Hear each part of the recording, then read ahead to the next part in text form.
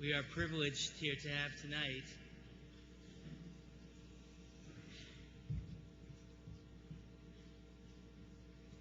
three Talmidim of the Rav, Rabbi Herschel Schechter, Rabbi Menachem Genack, and Rabbi Meir Twersky. Over the next 20 minutes or so, we're going to have a conversation about the Rav and about some of the issues regarding his legacy.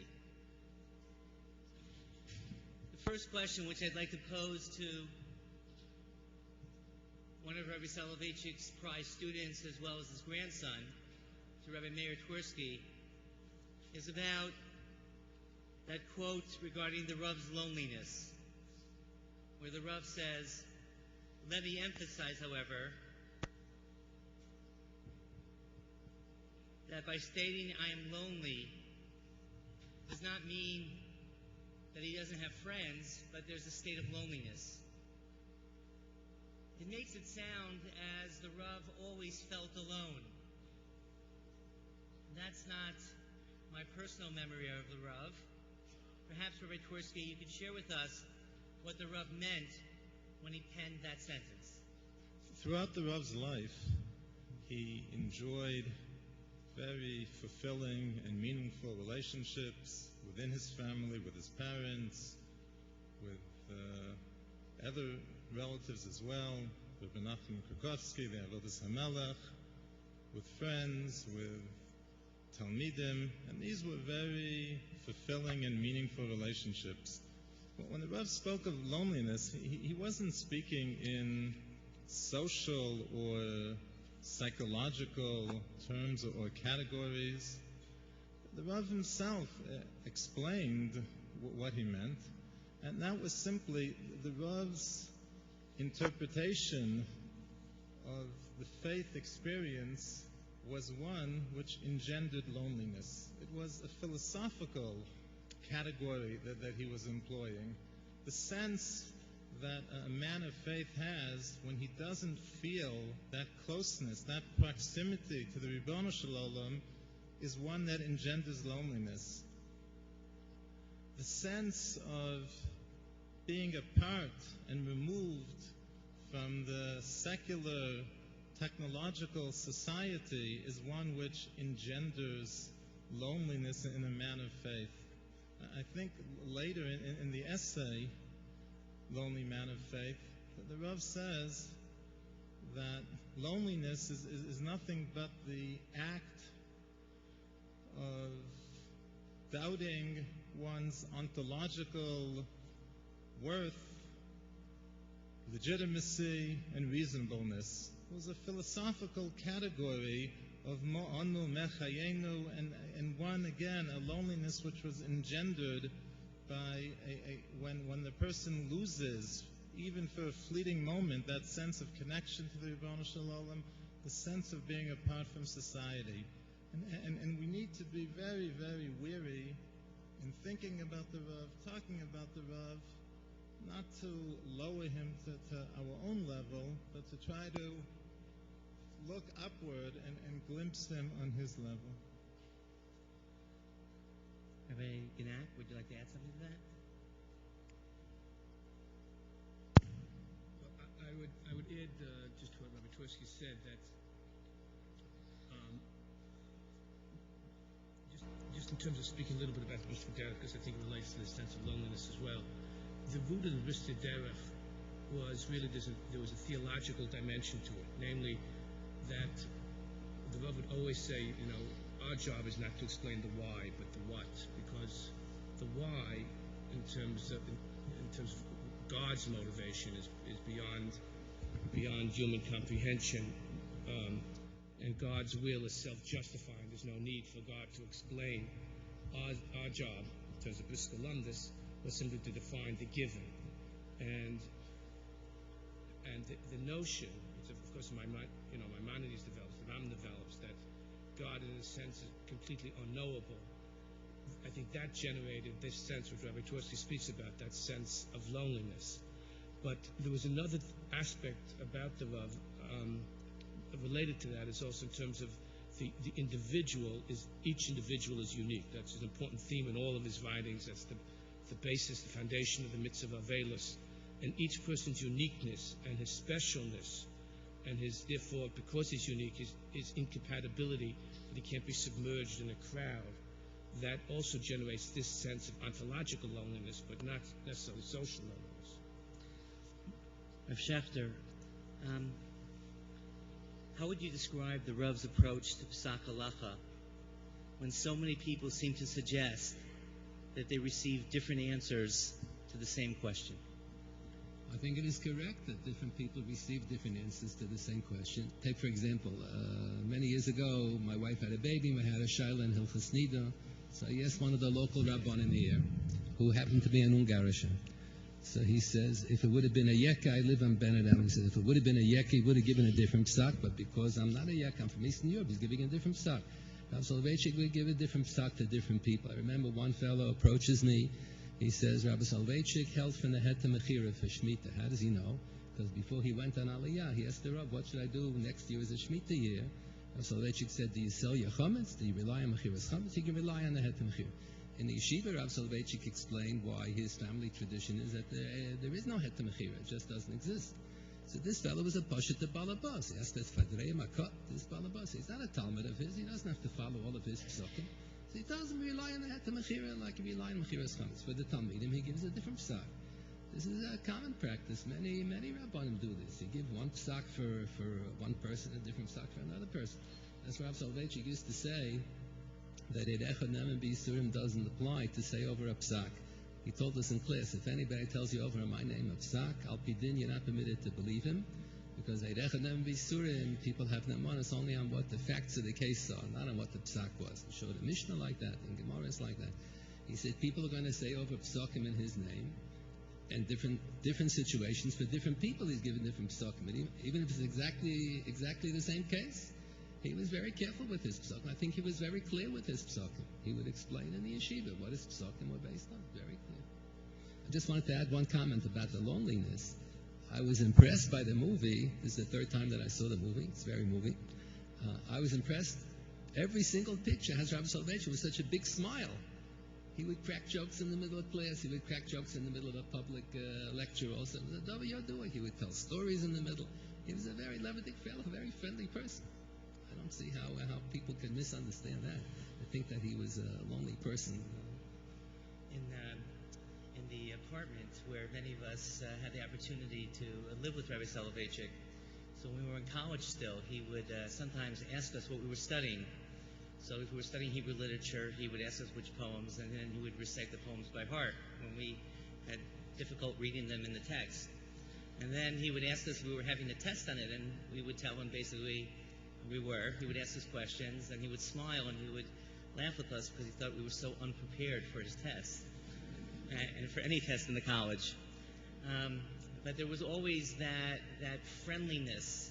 There was always that sense of joy in Rabbi Soleveitchik. Rabbi Twersky, I'd like you to reflect upon this, if you may. From a very early age, the Rav was nurtured with the Torah of Brisk. And at a later age, he attended the University of Berlin. The Rav wrote an essay called Halachic Man, which magnificently describes the typology of the Ish Halakha, which describes Rav Chaim, his grandfather. But he wrote that essay, that beautiful essay about the man of Brisk, he wrote it with the language of Berlin. How do we deal with all of these discussions regarding the potential conflicting typologies between the Rav, the man of Brisk, and the Rav, the man that attended the University of Berlin? I think that the operative word here is that everything which the Rav studied and he experienced coexisted harmoniously within him. Meaning that the Rav, his roots deeply implanted in the soil, in the terrain of Torah Shebaal Peh, was free to accept and use and draw upon what he found in Chochmah to be consistent and compatible and helpful in his presentation. And he felt no apologetic need to reconcile that which was inconsistent or incompatible. When you either listened to the Rav draw upon his unequaled mastery of Torah, lahavdil, of Chochmah as well, it was 6 of one, half a dozen of the other. Sometimes he would use Chochmah, again, as you mentioned, in Isha Halakha and other places, as helpful categories for presenting Torah, and other times it was used as a contrast, and it was the critique. There are many sweeping critiques of Western thought and Western civilization. Within the essay which gives the film its title, The Lonely Man of Faith, so the Rav has in one sentence dismisses a large part of the history of Western philosophy, saying that they missed the point in all their attempts to prove the existence of HaKadosh Baruch Hu, because what they were doing is rendering HaKadosh Baruch Hu, Rachmana litzlan, impersonal. And in one fell swoop, that there is this critique of Western thought. So that there was no tension, because the Rav didn't have any dual loyalty. The Rav was rooted in Torah. The Rav stood within a tradition which the Rambam stood within the tradition, the Ramah stood within the tradition, the Malbim stood within the tradition, many Gedolei Yisrael throughout the generations who clearly valued Chochmah. They valued Chochmah, but Chochmah had to be filtered through the lens of Torah. What Torah approved of, what was helpful and consistent with Torah, was something the Rav drew upon, and what was inconsistent and incompatible, so the Rav simply dismissed, or if anything, highlighted the contrast between the Torah's approach and that which is to be found in the Western thought. There's a famous letter that Rabbi Soleveitchik wrote to the city fathers, whoever it was, who were deciding who was going to be the chief rabbi of Tel Aviv when the Rav was a candidate in the 1930s. And he writes, first of all, that my son is a yochid b'havanas haTorah, that he was unique in his generation. We have to remember this is in the 1930s, so Chaim Oizer was alive, when Mrs. Zalman was alive, that he was unique in his grasp and understanding of Torah. But he also says that he had now gotten a doctorate in philosophy, and all his professors exclaimed his extraordinary genius. So there was, clearly this is a factor, an important factor in terms of the Rav, his unique quality, but all of this is integrated into one person. The thing I'm not sure about the Rav, when he goes to Berlin and he gets a doctorate, he's very immersed in contemporary philosophical thought. There are two dimensions. One, of course, the Rav himself was an enormously curious person. Knowledge per se interested him. I remember there was once a doctor, who was a prominent oncologist, who was doing research about cancer, and he wanted to meet with the Rav. He was also a Soviet Jewry activist, Sam Corman. And he wanted to meet with the Rav to talk to him about, they were having a program in Forest Hills. Menachem Begin then was coming to speak. He wasn't the prime minister yet. And he wanted to speak to the Rav about Soviet Jewry. So I arranged the meeting. So he asked Sam after, what did you think? So I said, I was just shocked how much he knew about research in terms of cancer. I'm not talking about, broad strokes. He knew about the toxicity of drugs. He knew, very specific areas of knowledge. So, first of all, he was a very curious man, and knowledge per se interested him. But also, that he used it in terms of the milieu of the time. He used it as, to fortify Torah, to be able to communicate to a new generation both in the language and the vocabulary and the, logical constructs that were important to contemporary Jews. He leveraged it in an enormously important way to preserve the Jewish tradition. I once wrote an article, just one point. Everybody thinks of the Rav as being such a revolutionary, and this film also, of course, the divide between him and Rabbi Kotlin, all the Rosh Yeshivas. but his approach was enormously conservative. He was using modern tools to conserve and preserve an ancient tradition, namely the Torah, that was very much at risk at that time in the United States. I compare him to the Ramban. The Rav used to say that the Briskei Derech you see in the Ramban, and the Ramban is the most original of the thinkers amongst the Rishonim. But when you think about what the Ramban wrote, everything he writes, every single volume of the Ramban, is to preserve the ancient tradition. He writes on Chumash is in opposition to the Ibn Ezra to protect the tradition of Chazal and the Medrash. He writes the Sefer Mitzvahs to protect the Bahag. He writes the Milchamis in defense of the Rif. So on the one hand, he's enormously original, but it's always to preserve the old tradition, the tradition of Reb Chaim. I think the Rav's position was he didn't feel that we have to be afraid of secular studies. Everything in the world, all of the Chachma in the world comes from the Rebbeinu Shalom. Same one who gave the Torah, so there can't be any contradictions. So he didn't think that there was any chashash. When the issue came up about having all the different graduate schools, opening up Einstein Medical School and so on. So he didn't think that we have to be worried about that. There aren't going to be any contradictions. Even what people think, not only about Chochmas HaTeva, he has one of the published essays, is an interpretation of the passage in the Gemara in Sanhedrin, where the Gemara has different pitgamim amamiyim, popular expressions that people used to say. So the Gemara says, where does this idea come from? If people have such an einfall, it must have a mocker in Tanakh. So the Gemara gives a mocker in Tanakh to what people think. So he thought also, philosophy, if people come up with ideas, it usually has a mocker. It comes from the Tzelem Elokim, it comes from the person's, either the Jews being rooted in Torah, or people having a Tzelem Elokim. He didn't think that we have to be afraid of Chachmas.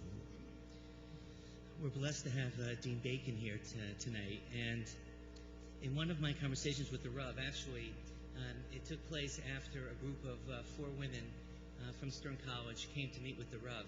I actually married one of them, but at that time we barely knew each other. Where the Rav told me that he gave the opening shiur at the Stern Talmud program so that everybody would know how he felt about women's education and the need for women to be educated with the same passion and intellectual depth as men. Which leads us, I think, to a larger question. What was the Rav's attitude to the role of women in Jewish life, in learning, and in Jewish ritual? Rabbi Twersky, please. My mother has shared her memories with me, how the Rav would often reminisce about the assimilation that he had witnessed in Eastern Europe. He said that those who were not present have a romanticized view and version of what was happening in Eastern Europe. That it's true that in America things were even worse, but there were serious problems with assimilation in Eastern Europe as well. And the Rav, as many other Gedolei Yisrael of the previous generation as well, clearly attributed it to the lack of chinuch, the lack of education, and felt that the prescription to reverse that trend of assimilation was intensified chinuch. And the problem of assimilation was especially acute with women due to the lack of any formal system of chinuch habanos, of education for girls and young women. That the tradition from mother to daughter, from within the parental home, which the Rav described so beautifully, wasn't succeeding in transmitting Torah values and in grounding the young generation in Torah.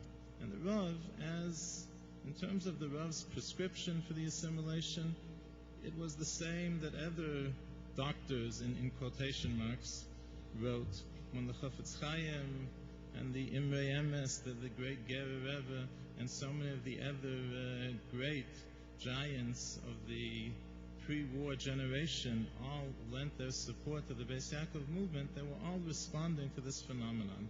Now, unquestionably, the Rav's prescription was a stronger prescription. When a doctor prescribes, so a doctor has to decide how strong a prescription. The Rav clearly advocated a much more intensive form of chinuch habanos, and unabashedly so. But it was a response, again, to the assimilation that he had witnessed in Eastern Europe, and certainly, which was an even greater problem on these shores. The Rav advocated women being taught and women studying long before there was such a thing as feminism in Jewish circles, long before that became a cause which was adopted and co-opted, and in no way bore any relationship with any such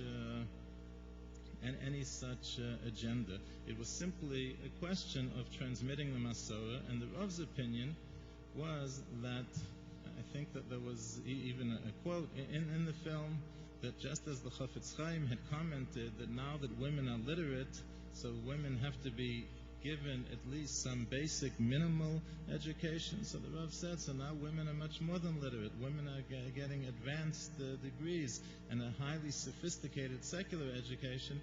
He felt that it had to be matched and equaled by an equally advanced and sophisticated Torah education. I would assume that also meant that one of the purposes of empowering women so that they can grow in their learning was to guarantee the immortality and the eternality of the Jewish home, and that since the woman was the anchor of the home, that the Rav wanted to make sure that the woman had the education to guarantee that home, as the Rav speaks about regarding his own home, how his mother was the nurturer of the home from a spiritual perspective. Is that a correct evaluation? I think that's absolutely true. And the other source, which of course comes to mind, is in his eulogy for the Talmud Rebbitzin, where he talks about how we have two Masorahs. There's a Masorah of Musar Avicha and a Masorah of Torah Simecha, and this was the Rav's attempt to ensure and to perpetuate that second Masorah, the maternal tradition of Torah Simecha. Rabbi Shechter, Rabbi Genack, when I was one of the Rav Shamashim, we had this call sheet, which basically was a list of different phone numbers on the sheet, and it had Rav Moshe Feinstein's phone number on it, it had Rav Ruderman's phone number on it, had Rav Cutler's phone number on it. So the Rav's relationship with Gedolim, with Rav Moshe Feinstein, with Rav Ruderman, with Rav Aaron Cutler, with Rav Schneur Cutler, with Rav Hutner, they may have disagreed on certain approaches to Torah, but it seemed to me that there was a strong relationship amongst these Gedolim. Can you please comment on that? Well, he had close relations. I mean, what you say is true. I mean, he had close relationships with many of them. I mean, they all had the highest regard for him. I mean, it was hard not to, simply people appreciated learning because the Rav was simply such a stunning genius. And it was unknown that he was a stunning genius. He had just this extraordinary capacity to communicate Torah. But even my own community, when I'd speak to Rav Schneur Cutler, others, they'd always speak about something that the Rav told me. Rav Schneur told me that he asked the Rav his advice, and I heard this from the Rav also, about what to publish when Rabban was nifter. And then Rav advised first put out the Machshava before he put out the Halakha. I remember when Rav Schneur was nifter, the Rav went to Lakewood to Menachem Avel Malkiel, told him, I was your grandfather's friend, I was your father's friend, now I'll be your friend. And of course he was very close to Moshe. Moshe was his mother's first cousin. He told me stories about the Panovich Rav. But to be candid, he had these close relationships with many of them, but he was in many approaches he was different, and that was indicated in this film. but always rooted, in the Halakha. I mean, the person who the Rav admired the most, who was the Rav's hero? The Rav's hero was Reb Chaim, was his grandfather. When he speak about Reb Chaim, it was, Reb Chaim wasn't just in a different world, a different category. I remember he would say once in the shir, he said, my grandfather Reb Chaim was the greatest mind of his time. I don't mean he was the greatest Jewish mind. He was the greatest mind of his time. So, and the Ish Halakha is modeled of Reb Chaim. So when we think about where was the Rav rooted, it was in this tradition of Reb Chaim. But while he had relationships with many of them, but he was independent, and positions that he took, which were principal positions, whether it be about university education or about issues in terms of women's education, set him apart, at least in certain areas. But I don't think it ever in any way fractured the relationships that he had with them. Rabbi Twersky's, Rabbi Yitzchak Twersky once told me that the Rav once gave a class in his house in Brookline. Some conservative rabbis asked to study with him about some issue, and they came to the Rav. And Rabban Kotler apparently heard about this and was very upset, and he called the Rav up about it. And the Rav said, I don't understand your position.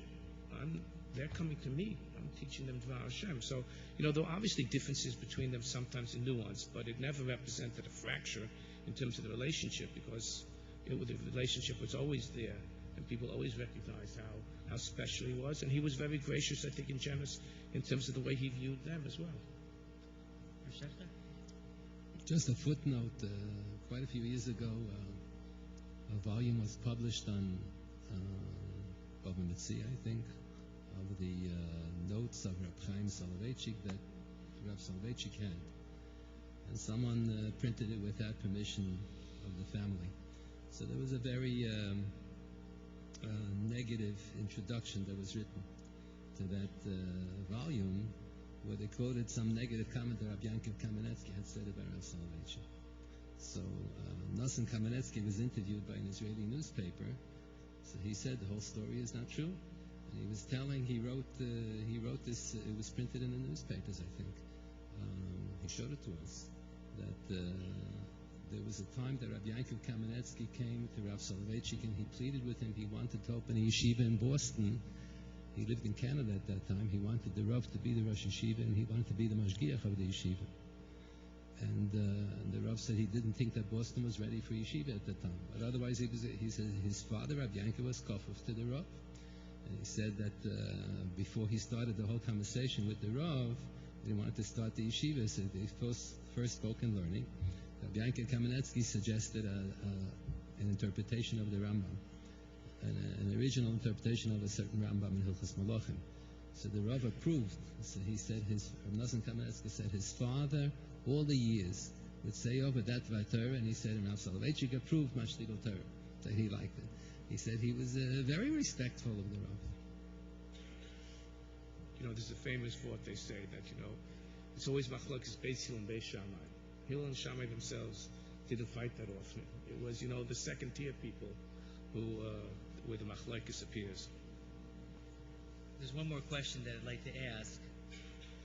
But before I do that, if I may, I'd like to also have say a little hakaras hatov to some of the people here tonight who worked on this event. I want to thank Georgia Pollack from Communications and her wonderful staff, to Jeff Rosengarten and his unbelievable staff.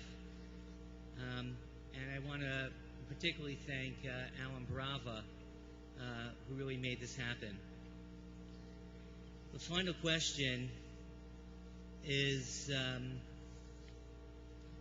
to Rabbi Twersky and then to everybody else.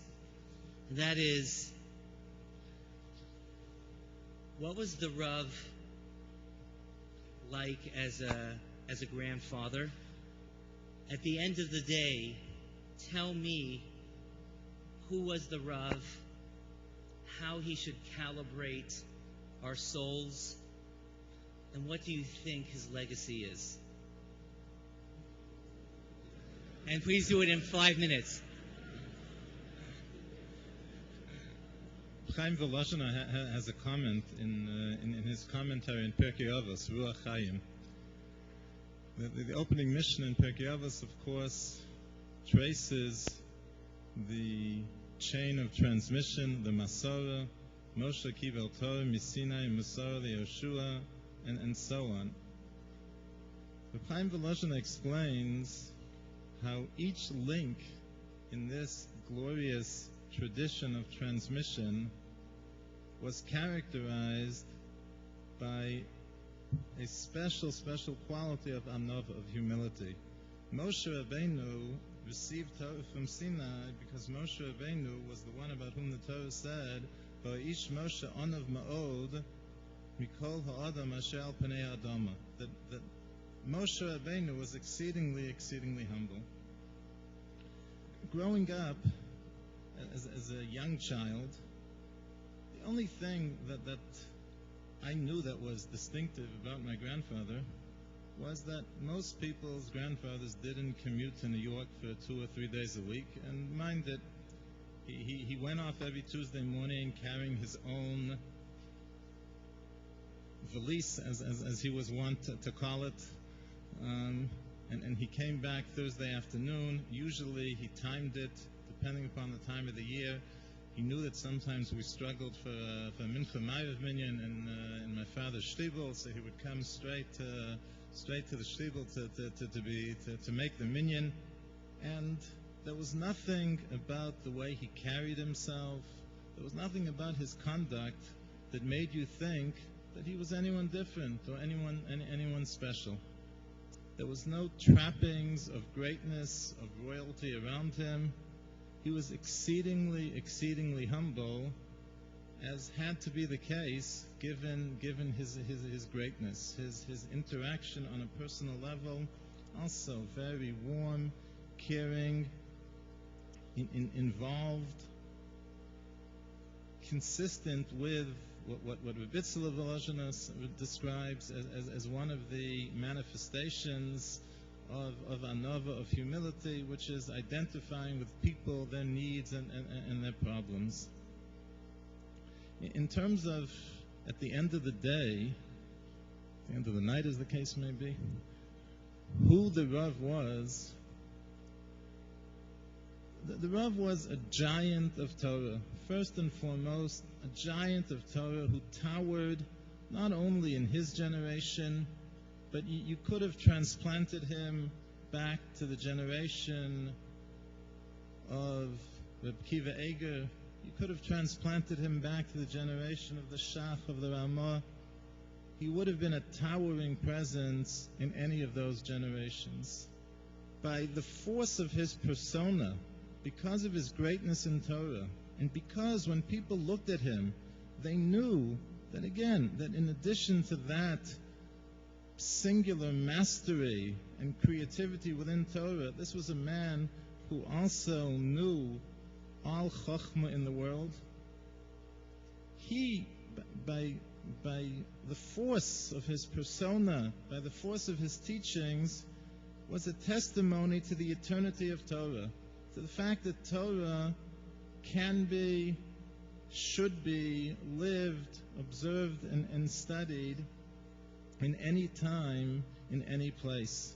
And ultimately, I think that's what he stood for, that's what he represented, and that's what his legacy for us is.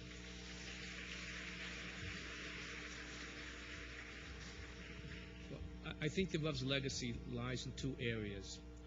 One is just a historical area, historical fact. In the 1950s, many sociologists, many people wrote off American Orthodoxy, even, and probably more broadly, even American Jewry. Famously, Life magazine had a cover issue about the demise of the American Jew. American Jew survives. It wasn't Life, Look magazine. Look magazine, of course, has since disappeared. But part of the reason that American Jewry survived is because of the Rav, both in terms of the positions that he took, preserved the Orthodox synagogue, Jewish education, but also the model that he represented for the broad American Jew, even more universally for beyond that, even the non-Jewish community, because as Mayor points out, it was this extraordinary confluence of such genius and grasp in so many different areas. Rabbi Lamb once told me that there was a very correct observation. The Rav, he had many students, and some students were, really excelled in certain areas, but you never find a person, both not only in terms of the breadth, that he was not just a great philosopher, he was the greatest philosopher and theologian of his time. He wasn't just a great Talmid Chacham, he was the greatest Talmid Chacham of his time. He wasn't just an eloquent speaker, he was the most eloquent speaker of his time. And all these extraordinary characteristics were in one person. So he served also as a model and inspiration to so many people. There's another quality, I just want to speak about the Rav just one second, I found so refreshing about him. There were many points. There was no pretense about him. There was no, he was just so extraordinary. What happens nowadays, there's a gerontocracy. You become a gadol. It starts thinking about it, man, when you're 85 years old.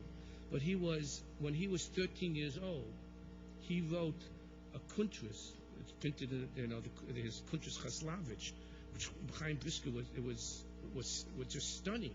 This was a 13-year-old boy. This was a bar mitzvah boy writing.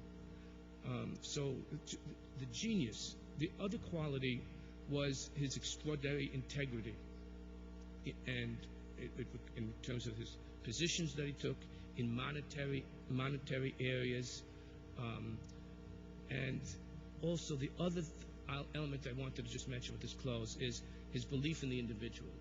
In the old debate between the individual and the state or the corporate area, he came down on the side of the individual. He had much greater faith in individuals. He was very wary of organizations. He once commented that because of this, each person is unique. What I spoke about before, they don't merge together in one cohesive. And that's why he said, I'm reluctant to go to meetings. And it was that confidence in the individual. When I say confidence in the individual, I don't mean that a person, because this is a misrepresentation of his position, to say, well, he had confidence in everybody, and everybody can have a position on a halachic issue. Well, that would be nonsense. He didn't even think in the shir. Not everybody's entitled to that. It requires a certain amount of erudition, and just you wouldn't go to a doctor and ask you. Everybody has a position about something. But he did have confidence in the individual, and I think it was from the individual, not the whole, the organization, but that he believed that it was because of the Tzelemental kin that from that would be the wellspring for the reemergence of American Jewry. And I think that we see here at Yeshiva and other places, but the medrash that are filled, he played an important contribution, much more significant than people even recognize, to the preservation of that tradition on American soil, something that could not have been anticipated. And the things that he did were just were so courageous, starting Maimonides, little by little, teaching one, two. It's like a picture that the Chazal tell us about Rabbi Akiva. After the Churban, after such destruction, Rabbi Akiva was the one who taught this 5 students. When he went to the Torah, the Rav said, that's really what we celebrate like one. And he rebuilt Torah. And that's what the Rav did. It was those are rare individuals, historic individuals within the ferment of Jewish history. There's Rabbi Akiva, but there was also Rabbi Joseph B. Soleveitchik. His integrity, his genius, we're all the beneficiaries of.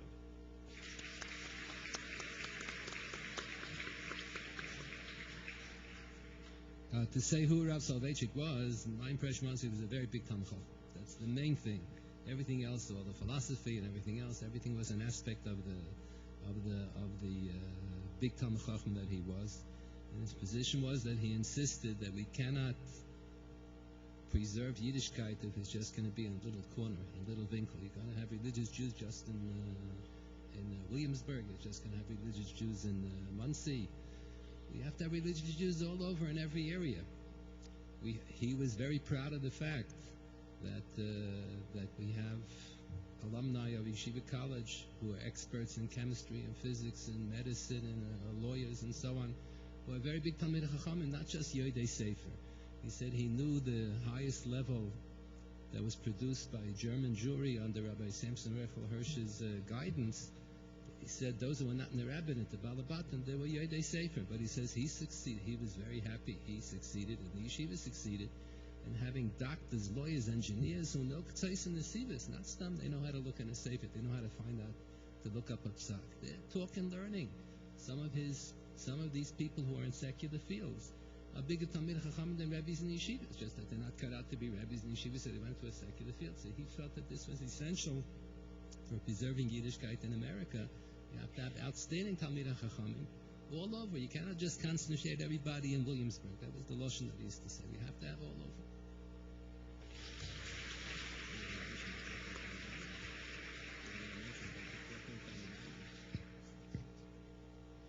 Before we conclude the evening, I want to just ask Rabbi Charlap if he could just say a few words.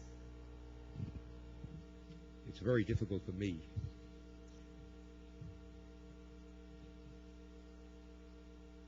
to comment now. I saw the movie twice. The first time I cried unabashedly,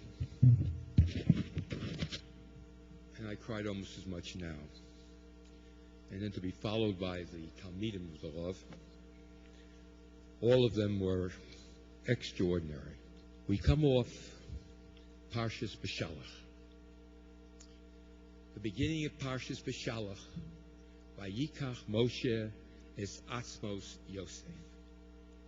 And Moses takes the bones of Joseph. This documentary, to my mind, and I just thought of it as I was sitting here today because I don't have a note in front of me. To my mind, this documentary, what happened tonight, is another form of Vayikach Moshe es Asmos Rabbeinu Yosef Dov Halevi Soleveitchik.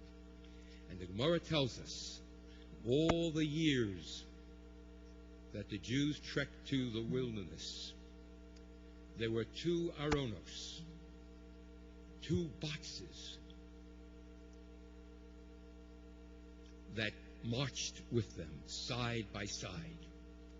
And Shoalim and the Shavim and the Omdim and the Chosrim would ask the question, Ma tivon shel otan aronos? What is the nature, what is the purpose of having a box of atzomos? And next to it is the box of the Shechina himself. This is what it was. The box of Yosef and the box of the Shechina. And the answer was, no. That the one who is in this box, the atzomos of Yosef, and don't forget who Yosef was. Yosef was the viceroy of all Egypt. He was brought up in a strange culture. He lived through dungeons. You cannot imagine the variety and the disparate nature of Joseph's life. And at the end, he is called, no matter how many people resented him, from his family at the very beginning to all the world. But at the end, he remains Yosef HaTzadik. Kiyem, the one who is in this box, fulfilled everything that is in this box in the Shechina. And that's what I feel tonight, and I've always felt it. Kiyem Atzmos Yosef Dov Halevi when he was alive, and he still is alive. This week alone, 3 of his Talmidim published for him. In 1 week they brought to my office 3 of his Talmidim. And it's happening almost every week. It's unbelievable, incredible. Kiyem Misha B'Oronzu Masha Kosuv Boronzeh. Thank you. Thank you all very much for joining us here tonight.